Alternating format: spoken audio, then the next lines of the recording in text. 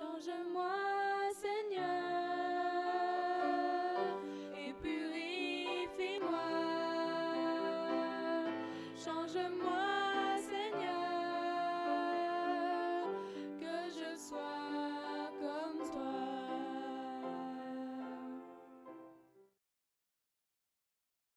Il y a quelque temps, lors d'un passage rapide, en fait, à l'entrée de votre église, j'étais venu saluer quelques membres. Certains s'en souviennent peut-être, parmi ceux qui étaient là. Et je me rappelle d'avoir eu cette conversation avec l'un des membres qui disait ne m'avoir jamais vu prêcher devant vous, alors que c'était déjà la deuxième fois à l'époque. Un frère d'ici, de votre église, de votre communauté, avait dit, mais si, il est venu plusieurs fois, on a eu l'occasion de le voir prêcher. Euh, et j'ai pensé que peut-être il serait bien que je me présente très rapidement, pour ceux qui ne me connaissent pas encore, même si notre frère Charlier m'a présenté en quelques mots. J'aimerais le faire à nouveau ce matin devant vous, très très rapidement, pour répondre à peut-être ce questionnement. Donc, comme ça a été dit, je m'appelle Édouard Aginsa, c'est la prononciation normale, mais vous inquiétez pas, il n'y a pas de souci, frère Charlier, on a parfois effectivement l'habitude de déformer un petit peu mon nom de famille. Je suis marié donc depuis 12 ans maintenant, et nous avons 3 enfants, 2 garçons et une fille, de 9, 6 et 5 ans. Alors, je suis né en France, à Orléans, mais je suis d'origine antillaise et j'ai été élevé dans l'église adventiste depuis mon plus jeune âge, puisque mes parents sont adventistes, mon frère et ma sœur également, grâce à Dieu, et nous sommes donc la 3e génération d'adventistes dans la famille.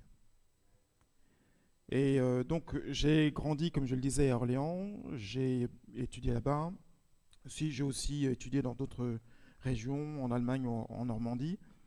Mais après une première partie de vie euh, variée sur le plan professionnel, où j'ai travaillé dans différentes entreprises, j'ai décidé de faire des études de théologie. Donc j'ai décidé de faire un virage à 180 degrés pour consacrer ma vie au service de la parole.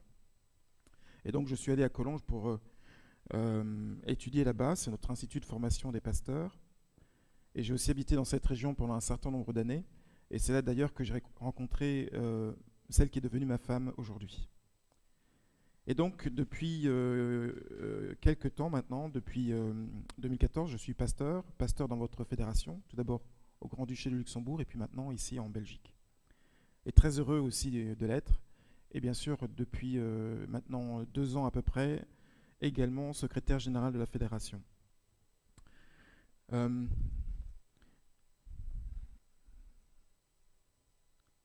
Et j'aimerais aussi vous remercier pour vos prières. Et j'étais heureux d'entendre la prière ce matin, non seulement pour notre Église au niveau mondial, mais aussi pour notre Église sur notre territoire.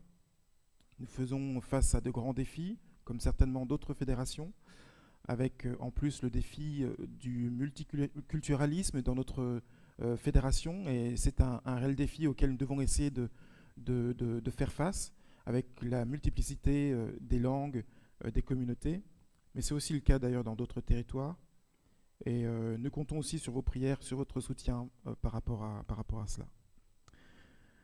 Comme vous le savez, et ça a été déjà dit à plusieurs reprises, cette semaine a été une semaine difficile, une triste semaine pour plusieurs régions de Belgique, et en particulier pour la région dont je suis pasteur, la province de Liège, Liège et Verviers, puisque des pluies torrentielles se sont abattues sur certaines parties de l'Europe et en Belgique et dans cette province en particulier. Pas seulement, mais en particulier. Et j'aimerais vous faire un petit point sur la situation d'ailleurs par rapport à nos frères et sœurs à Liège et à Verviers, dans les 2 églises dont j'ai la responsabilité. Tout d'abord pour vous dire que hier encore, donc la Meuse était montée, donc elle menaçait un petit peu les bâtiments de l'église de Liège, mais il semblerait, j'ai pas eu l'occasion de le vérifier de mes yeux vus, mais il semblerait que pour l'instant l'église soit épargnée et donc qu'elle n'ait pas été inondée, en tout cas dans ses bâtiments principaux. Nous essaierons de faire un point le plus vite possible dès que les accès seront le plus dégagés possible pour cela.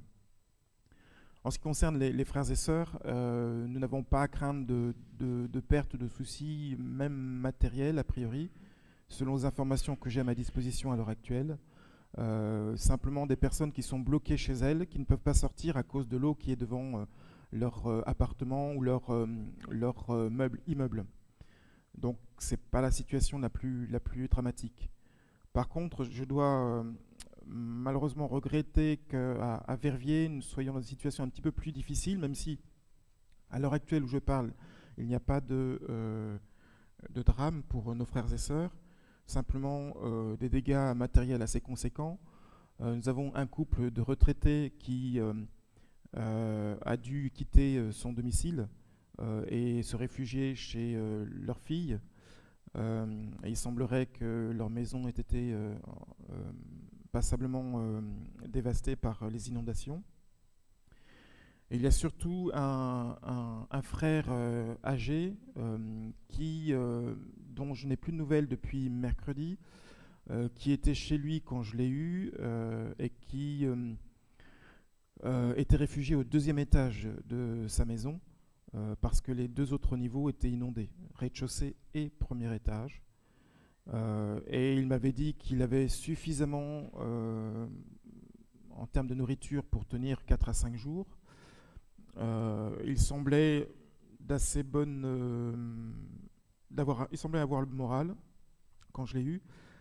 Mais c'est une catastrophe pour lui, puisqu'il semble avoir tout perdu. C'est une catastrophe qui s'ajoute aussi à d'autres événements qui se sont passés récemment dans sa vie, puisqu'il a perdu son épouse l'année dernière du Covid. Et il a perdu maintenant, il y a 2-3 mois, sa sœur, qui était la seule personne de sa famille qui lui restait, qui est décédée également, et j'ai officié pour l'inhumation. Donc c'est une situation, je pense, très difficile pour ce frère que nous n'avons pas à joindre à cause des coupures de courant, coupures de réseau.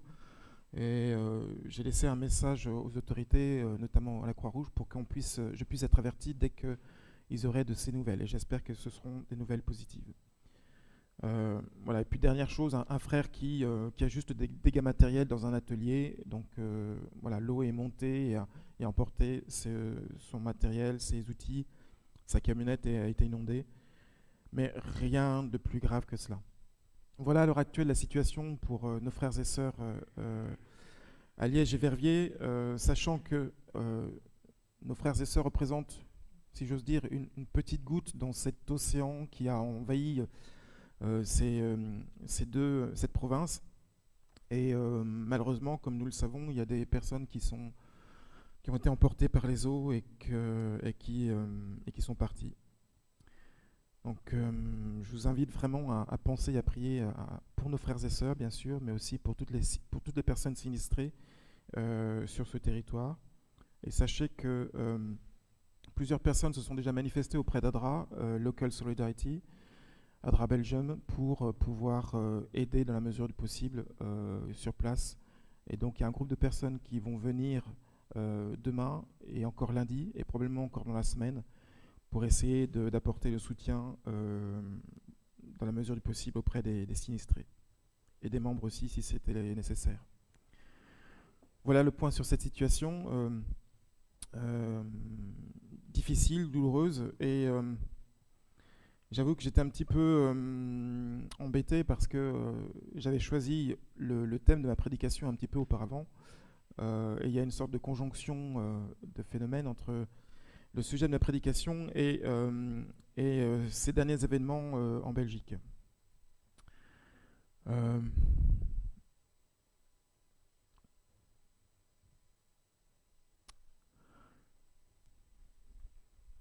Dans le texte que nous avons lu ce matin, dans ce texte d'Exode chapitre 14, versets 21 à 31,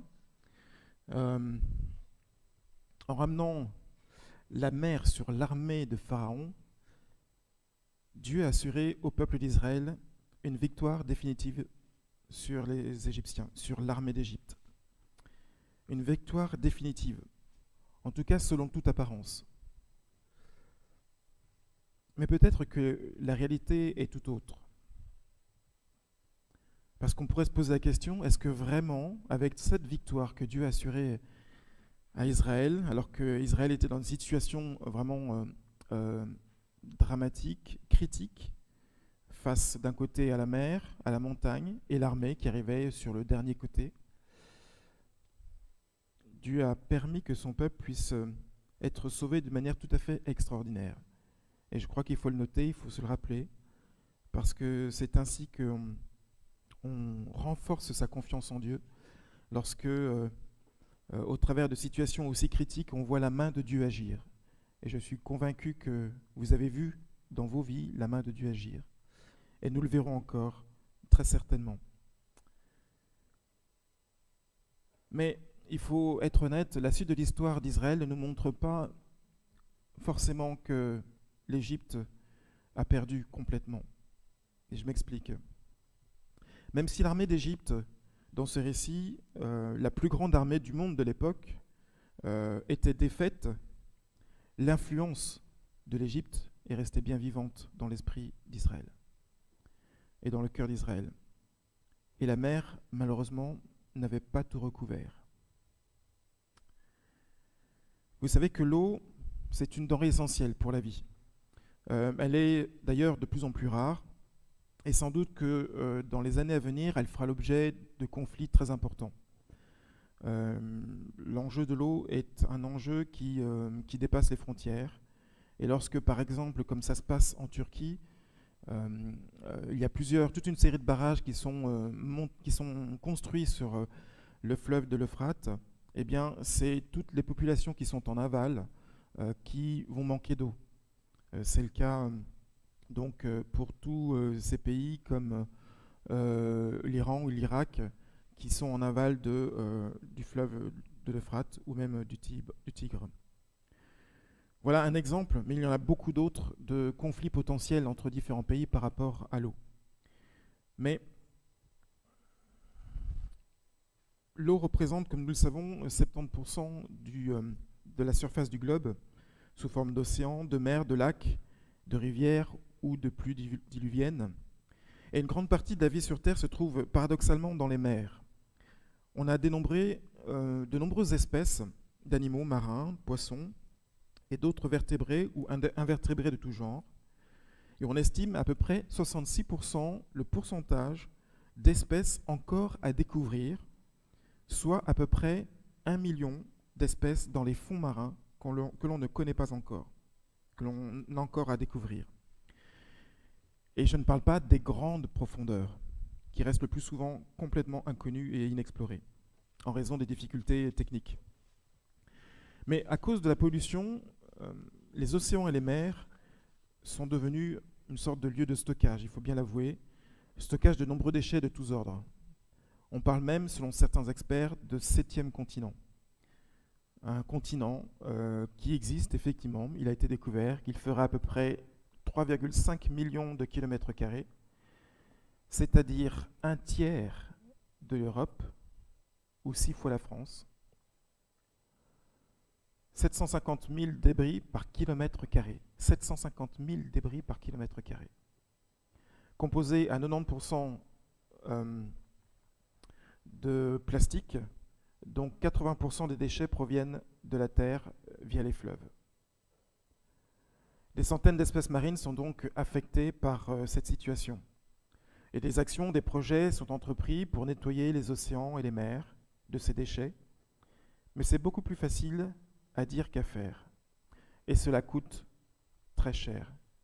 Et je vous invite à regarder pendant quelques secondes une petite vidéo.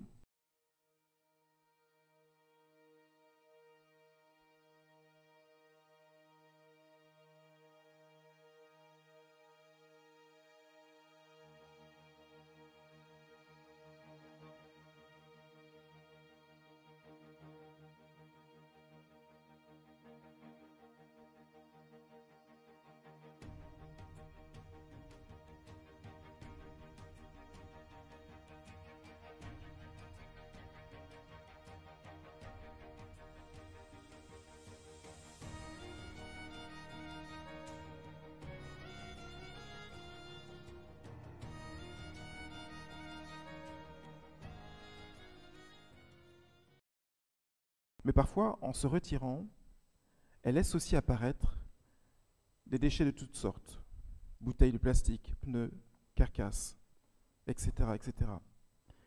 Et parfois, on organise sur les plages des ramassages de toutes sortes de détritus, de déchets, afin de rendre cette plage ou la mer beaucoup plus propre. Et en pensant à cette mer, avec ses flux, ses reflux, j'ai pensé à une chose. Comme le flux de la mer, le monde moderne, parfois, couvre de nombreux aspects de notre vie personnelle. Selon ce que nous aurons cultivé dans l'intimité de nos cœurs, il y aura de belles plantes sous-marines dans notre existence, et peut-être aussi d'autres espèces moins attirantes. Le reflux des valeurs du monde dans notre vie laisse parfois apparaître la richesse de nos vies intérieures, ou parfois sa profonde pauvreté, la profonde pauvreté de nos âmes.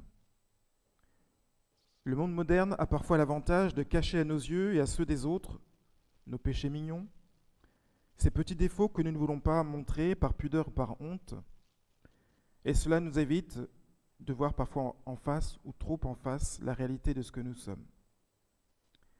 Et surtout, cela nous évite de devoir travailler à corriger ces petites défaillances, ces petits travers de nos vies, de nos caractères. Le monde, parfois, et les vagues qu'il représente, a parfois du bon. L'océan du monde abonde dans nos vies et jette parfois un voile pudique sur l'état réel de nos cœurs, de nos âmes, tandis que le reflux de l'influence de ce monde laisse parfois apparaître la qualité du matériau employé pour nos vies. Et cela se retrouve dans deux aspects principalement. Bien sûr, notre vie personnelle de croyants, mais aussi de manière plus générale dans l'état du monde. Et je note dans l'histoire biblique 4 temps essentiels de flux et de reflux. 4 temps dans lesquels on a l'impression que, d'une certaine manière, c'est le reflux de la mer et d'un autre côté, l'afflux de cette mer symbolique sur le monde. Et ce premier temps, il commence lorsque, malheureusement, nos premiers parents ont rejeté la grâce divine. Et ce faisant, le péché est apparu. Et ce qui est très intéressant, c'est qu'Adam et Ève ont découvert leur nudité. C'est comme s'il y avait eu une sorte de disparition de cette grâce divine qui les protégeait jusque-là et qui les a révélés tels qu'ils étaient. Et ils se sont découverts nus. Et ils ont été gênés par cela, ils se sont couverts avec des feuilles de figuier, comme dit le texte. Ainsi, ce premier événement, la chute, a été malheureusement l'occasion de découvrir qui étaient réellement les hommes sans Dieu, loin de Dieu.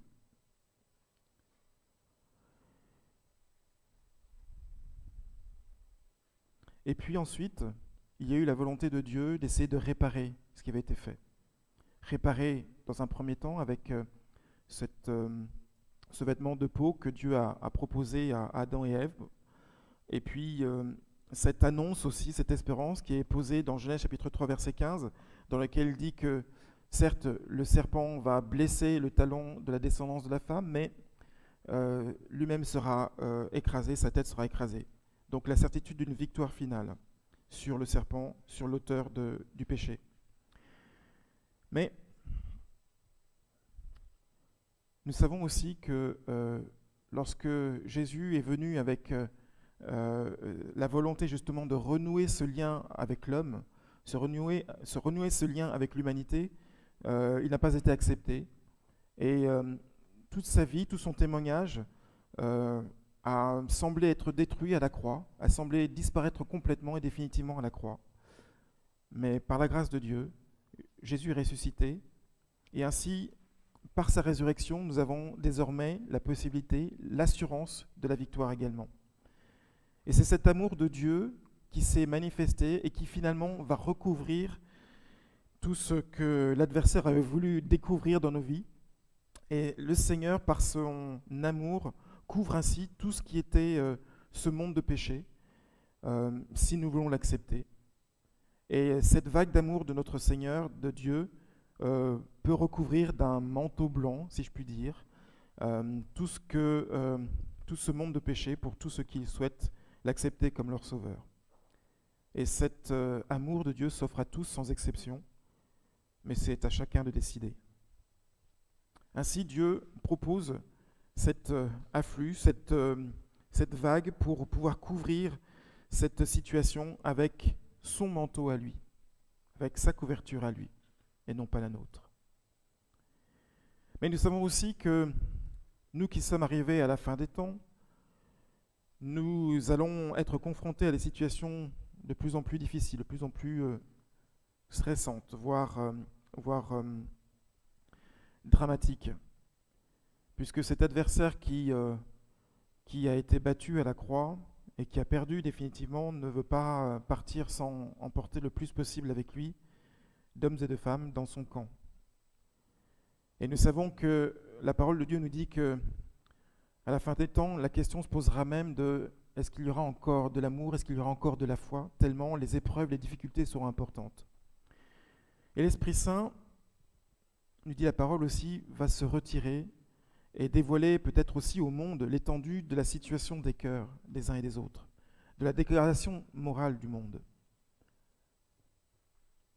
Mais nous savons que ça ne s'arrêtera pas là. Lorsque le Seigneur reviendra, eh bien, il restaurera toutes choses et enfin, il pourra définitivement recouvrir le monde de sa grâce, de son amour. Et la mort ne sera plus, le mal ne sera plus, la souffrance, la maladie auront disparu. À l'avènement de notre Seigneur, à l'avènement du Christ, la situation changera radicalement et pour toujours. Dieu restaurera toutes choses par son Fils pour tous les élus. Et la colère sera malheureusement pour tous ceux qui auront refusé la grâce divine. Non pas parce que Dieu est un Dieu colérique, mais parce qu'il n'y aura plus de pardon ou d'accès au pardon possible pour toutes ces personnes. Ainsi, 4 temps de flux et de reflux dans l'histoire du monde. Mais nous savons aussi que dans notre vie personnelle, il peut y avoir ces situations, des temps de flux et de reflux, et ce sont des choses qui peuvent nous détourner de l'essentiel. Des choses qui sont peut-être utiles, mais à qui nous laissons prendre la première place dans nos vies. Bien sûr, les plaisirs malsains de la vie peuvent être ces attraits du monde qui vont malheureusement nous éloigner de Dieu. Le matérialisme, quand les biens matériels ou la richesse prennent trop de place dans nos vies, il nous empêche de nous voir tels que nous sommes. Mais cela peut être aussi les petits problèmes, les défis de la vie quotidienne. Aller au travail, emmener les enfants à l'école, les éduquer, les accompagner, avoir du temps pour son couple, avoir du temps pour soi. Toutes les situations peuvent être des occasions, malheureusement, pour nous éloigner de l'essentiel. Et à charge pour nous d'essayer de maîtriser ce temps, maîtriser ces éléments, pour que nous ne soyons pas emportés par ce courant des activités, du train-train de la vie, ce courant de nos soucis aussi, qui peuvent nous préoccuper au-delà du raisonnable. Même parfois, les plaisirs simples de la vie, s'ils prennent le pas sur notre relation avec Dieu, peuvent être des occasions pour que cette vague nous couvre et nous couvre de la mauvaise manière et couvre un petit peu la réalité de ce que nous sommes. Mais à l'inverse, qu'est-ce qui peut provoquer le flux et le reflux ? Qu'est-ce qui peut provoquer, le reflux ? Et laisser finalement nos âmes apparaître à nu et ainsi nous permettre de travailler sur elles. C'est quand, par exemple, une tempête s'abat sur notre vie. Et c'est le cas pour beaucoup de personnes qui vivent en ce moment dans la province de Liège, mais aussi dans d'autres régions, en Allemagne, en Suisse, d'autres régions de Belgique, bien sûr. Mais ce sont les situations qui, malheureusement, ou heureusement, je ne sais pas comment on peut dire, sont les accidents de vie et qui nous obligent à nous remettre un petit peu en cause. Quand ils nous arrivent, ils nous obligent à reconsidérer profondément notre perspective de vie, nos objectifs et nos intérêts.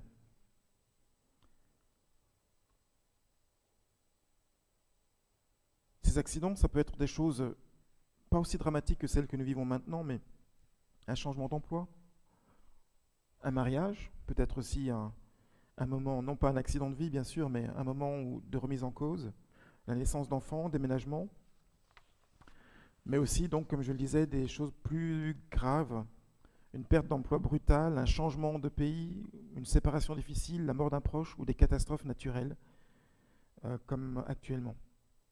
Et ces situations vont nous forcer à nous poser des questions sur notre vie, sur nos orientations, sur la pertinence de nos valeurs et de nos principes. Et ce n'est pas un mal, finalement. Le mal, c'est bien sûr ce qui peut nous arriver et abîmer nos vies, abîmer nos relations avec les autres, abîmer nos proches. Mais le fait de se poser la question sur nos vies n'est pas un mal en soi. Et bien souvent, c'est parfois seulement au travers de ces circonstances que l'on se pose des questions. Et bien sûr, cela s'impose à nous, et cela nous révèle à nos yeux, parfois brutalement, ce que nous sommes réellement. Dans ces cas, il est utile d'accepter le diagnostic posé, afin d'affermir, d'enraciner notre vie dans des valeurs plus sûres, plus solides et plus justes. Si nous voulons grandir, si nous voulons nous améliorer, si nous voulons progresser, il ne faut pas avoir peur de regarder en face notre vie quand le niveau de la mer est redescendu, lorsque tout est à fleur d'eau, lorsque tout est visible. Mais c'est vrai que ce n'est pas forcément facile, ce n'est pas forcément non plus agréable à voir. Parce que être face à la réalité, c'est aussi devoir nous remettre en cause et parfois on n'est pas toujours prêt pour cela. C'est un défi pour chacun d'entre nous. Et je voudrais quand même dire aussi que ce n'est pas un défi pour moi vis-à-vis de l'autre. Ce n'est pas forcément à moi d'observer, d'analyser comment il est, pour le critiquer peut-être lorsque j'ai l'impression qu'effectivement le niveau d'eau est redescendu chez lui. Mais c'est vraiment une question personnelle, parce que le salut est personnel. Et il s'agit de notre relation avec notre Dieu, il s'agit de notre positionnement avec lui. Ainsi, lorsque le bruit de la mer est trop élevé, nous avons tendance justement à ne pas voir ce qu'il y a sous l'eau. Et lorsque l'eau est redescendue, alors on voit la réalité. Et lorsque nous sommes dans ces situations, il est bon que nous soyons dans ces situations où lorsque tout va bien, lorsque la situation que nous avons, que nous vivons est vraiment heureuse, belle, pleine, il est bon aussi de prendre le temps de soigner notre jardin intérieur au plus profond de notre âme, le plus souvent possible, et de construire, de continuer à construire cette relation avec notre Dieu. Alors comment faire pour cela ? Comment faire pour justement continuer à bâtir, à nourrir cette relation quand tout va bien et quand tout va mal ?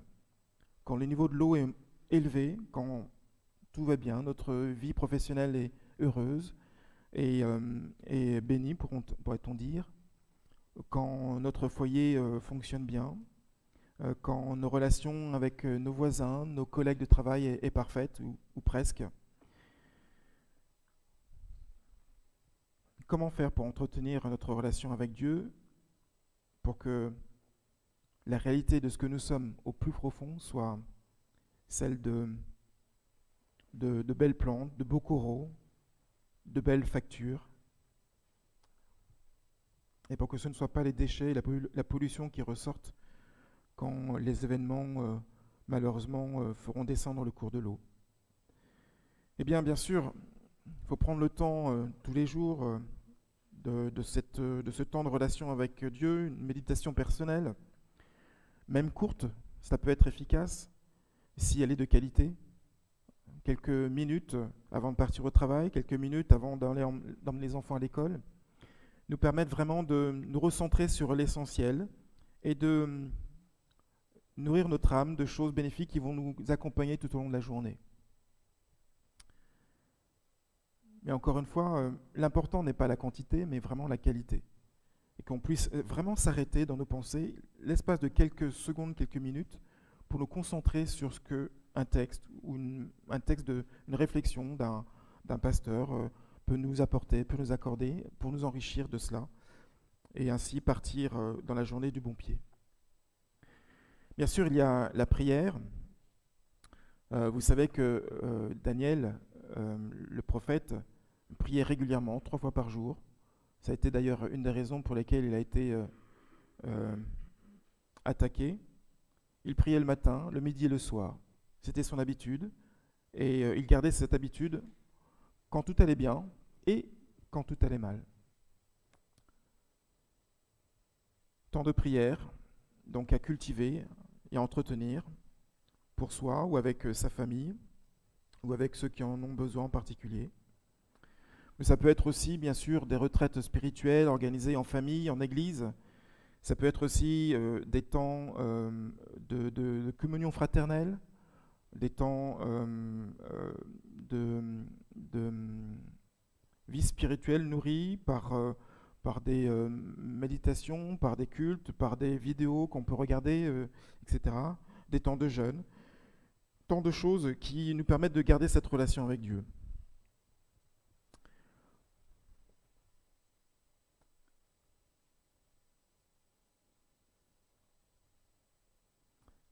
Mais pour revenir au peuple d'Israël, dont je me suis bien éloigné, mais vous allez voir qu'il y a un lien malgré tout. Face au peuple d'Israël qui avait vaincu l'armée d'Égypte, mais qui malheureusement restait sous influence, il fallait une chose. Et nous voyons dans Nombre 21 une chose qui va permettre au peuple d'Israël de comprendre, on l'espère, par anticipation, le projet de Dieu pour non seulement Israël, mais pour l'ensemble de l'humanité. Lorsqu'on se retrouve dans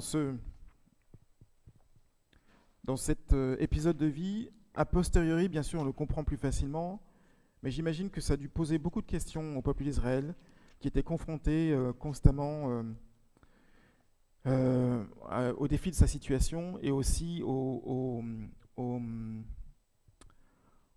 défi de sa confiance en Dieu.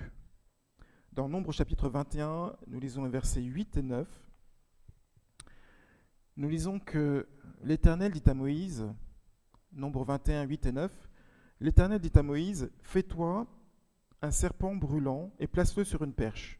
Quiconque aura été mordu et regardera conservera la vie. » Moïse fit un serpent d'airain et le plaça sur une perche. Et quiconque avait été mordu par un serpent regardait le serpent d'airain et conservait la vie. À nous qui lisons ce texte après plus de 1500 ans, plus que je dis, 3500 ans d'écart, nous comprenons ce que Dieu a voulu montrer à Moïse. Et c'est plus facile de voir les choses a posteriori qu'a priori. Ce que Dieu était en train de montrer à Moïse, symboliquement, c'était précisément ce que Jésus allait vivre quelques années plus tard, 1500 ans plus tard, en mourant sur une croix. Et il est intéressant de voir dans ce passage, qui est en fait encore une fois la suite d'une rébellion du peuple d'Israël contre Dieu, qui protestait, qui manifestait, on l'a vu déjà dans la leçon la semaine dernière, là c'est encore un autre épisode.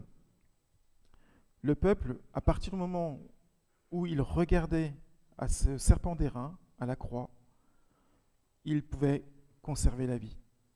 Il pouvait rester en vie. Regarder à la croix est notre assurance de rester en vie.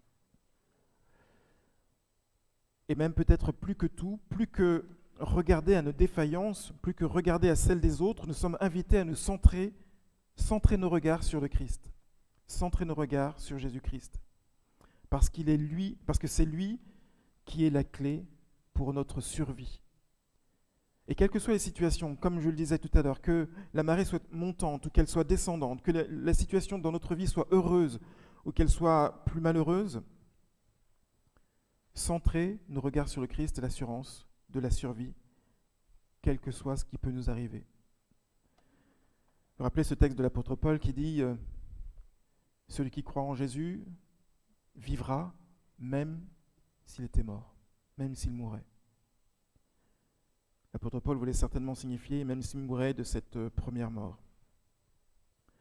C'est Jésus-Christ qui, au moment critique de sa vie, lorsque les vents de la passion à venir devenaient de plus en plus violents, lorsque la formidable tempête de sa mort approchait sur la croix, c'est lui qui a donné à ses disciples le plus bel exemple de pureté de cœur. Il s'est simplement agenouillé à laver les pieds de ses disciples. Il a continué à faire des miracles. Il a continué à guérir cet homme qui avait reçu un coup d'épée de la part d'un des disciples au moment précis où lui savait qu'il allait y passer, si je puis dire. Il montrait ainsi que malgré le flux et le reflux de la mer, agité du monde qui l'environnait, il gardait ses valeurs, ses principes enracinés dans sa relation profonde avec son Père. Ses valeurs d'humilité, d'amour, de joie, de paix, de patience, de bonté, de bienveillance, de foi, de douceur, de maîtrise de soi. Valeurs présentées dans Galates chapitre 5, versets 23 et 24. Valeurs contre lesquelles aucune loi ne peut absolument rien. Aucune loi de quelque monde que ce soit, de quelque dictature que ce soit, ne peut absolument rien. Ce sont des valeurs absolument sublimes. C'est le fruit de l'esprit. Jésus a témoigné de ses valeurs, de ses principes, et nous sommes nous aussi invités à suivre son exemple, à regarder à Jésus, à le contempler, alors même que peut-être nous trouvons dans une situation difficile de vie. Alors ainsi, quelle que soit la marée, qu'elle monte ou qu'elle descende, ce ne sera plus la pollution de notre vie, de nos caractères, ou son apparente pureté, que la mer découvrira ou cachera au gré des flots.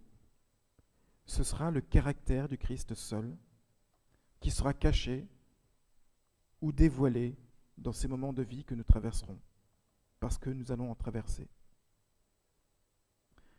J'aime beaucoup ce verset tiré de Matthieu 13, verset 43, que l'on retrouve aussi dans Daniel chapitre 12, verset 3. Je ne sais pas s'il apparaît derrière l'écran, mais Matthieu 13, verset 43 qui dit «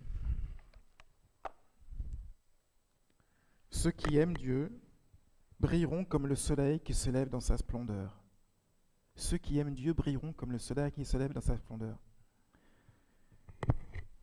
Le soleil, on ne le voit que lorsqu'il brille, lorsqu'il est de notre côté du ciel. Lorsqu'on ne le voit pas, c'est les ténèbres. Et ça pourrait être aussi le thème d'une prédication similaire.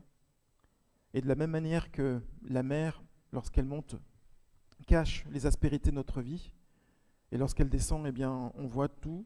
Et bien de la même manière, le soleil, lorsqu'il apparaît, il révèle tout ce que nous sommes. Et nous sommes vraiment invités, chers frères et sœurs, à nous confier en notre Seigneur, en notre Dieu, et à tourner nos regards, quelles que soient nos situations, vers le Christ, et pas nous appesantir trop sur nos défaillances, sur nos faiblesses, sur nos incapacités, mais nous remettre totalement entre les mains de Dieu, et afin que le Christ lui-même nous comble et que lui nous couvre, que sa grâce nous couvre et qu'ainsi nous soyons vraiment couverts et que nos vies telles qu'elle est ou telles qu'elle était, devrais-je dire, disparaissent totalement sous le manteau de notre Seigneur. Je nous invite à vraiment entrer dans ce projet avec le Seigneur. Et alors que nous terminons sur cette petite vidéo que nous avions vue en partie tout à l'heure, j'aimerais encore une fois vous rappeler d'être solidaires et de prier pour tous les sinistrés, qu'ils soient nos frères ou pas. sinistrés des inondations, des corps, sinistrés parce qu'ils ont été en apparence peut-être emportés par le courant, mais je pense en particulier à ceux qui restent dans, dans ces situations. Mais je pense aussi à cette symbolique de ceux qui sont en apparence, qui ont le cœur inondé et qui voudraient pouvoir ressortir de l'eau par la grâce de Dieu. Que nous puissions à la fois penser à ceux qui physiquement ont été touchés et ceux qui spirituellement aussi l'ont été, afin que, quelles que soient les situations des uns et des autres, ce soit le Christ qui soit leur perspective, leur horizon, leur désir pour toute leur vie, pour qu'ils puissent conserver leur vie ou la reconstruire, si tant est qu'elle a été détruite par ces différents événements que nous avons cités. Que le Seigneur vous bénisse, que le Seigneur nous bénisse, qu'il nous garde, qu'il nous accorde sa paix. Amen.